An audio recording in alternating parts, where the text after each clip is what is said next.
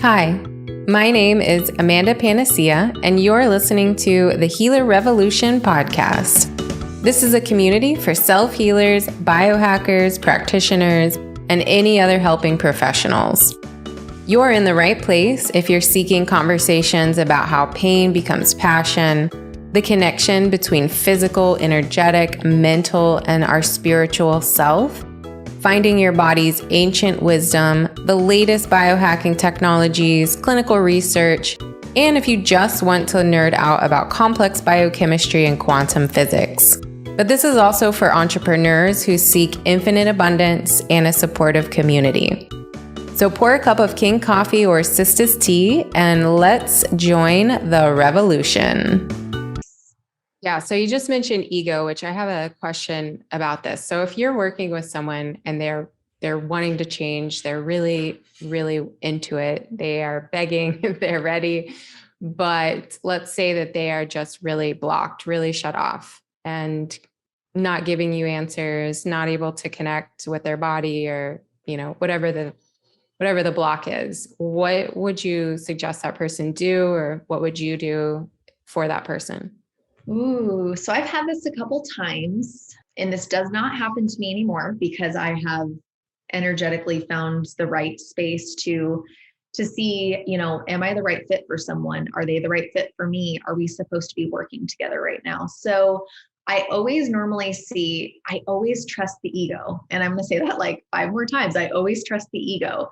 The ego is only trying to keep you safe. The ego is only ever hurt trauma. People always think the ego is like, oh yeah, I'm bad, I'm buff, I'm, all these things. And it's not really that. It's just your protective mechanism. It's trying to keep you safe. So if you've been through a trauma, if you've been through a hurt, anything like that, your ego is coming up and saying, oh, that's not safe. Oh, don't speak out, and like keeping us small, but trying to keep us safe. So where that brings me is if someone is very blocked, if someone is having a lot of energetic, like, nope, don't go into my energy, this isn't safe, whatever that looks like, I always just talk to their soul self and I say, are you ready for this alignment yet?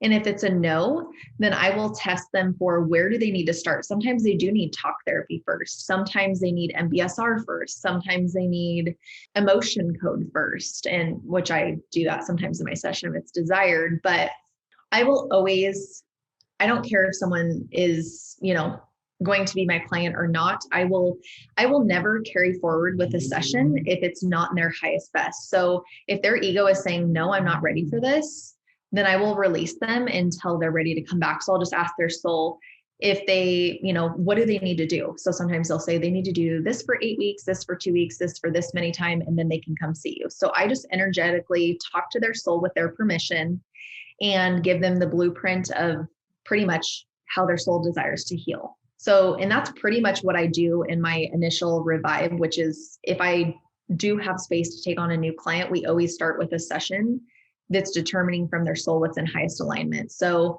I will never proceed with a client if it's not in their highest best alignment or it's not in my highest best alignment, because I never, ever want to set someone back on their journey.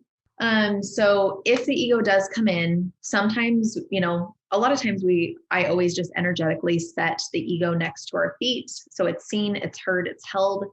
But if it's so strong that it will not let us go forward with the session, then it's just because that client needs to work on something before we even go into the soul work. Often it's really that they need to be heard, and they actually do need that sense of kind of like counseling or even talking through with a friend, or they need, something other than my modality. So I will just send them towards the right place. And then when they're ready, they can energetically come back and we can reassess how, their ego. But there's just a little bit of block. We can always get through that. Sometimes it does try to skew my reading if they have a very strong ego. So I'll just say like, hey, ego, what do you need to be seen for today? Like, I just always treat the ego as my friend, as, it's really like people want to push away the ego, but I always try to make that ego feel like it has a beautiful, sacred place to be held and to be seen and to be loved, so that it does not need to push back at you, because the ego can be your worst enemy, but it does not have to be. A lot of people, if you feel like you can't trust yourself or you feel like you can't trust your muscle testing, it's because you're pushing your ego away and letting it, because it can be scary when the ego comes up. Sometimes it can feel like a dark energy. Sometimes it can be like, you're not good enough, or you're fat, or you are rude, or it can say the most, deterring thoughts or feelings or emotions. But if we just say, what do you need to be seen for today? Then it's not as scary, and it can't come at us the same. So how can we pull that ego in and love it just a little bit deeper so that it can help us expand? Because the ego is only here to help us. It gets caught in our limbic system. It gets caught in our nervous system. As you know, Amanda, you're so well versed in this, so you know how that works. But when we can just love that root and that energy of the ego, then we can really transform it and blossom it.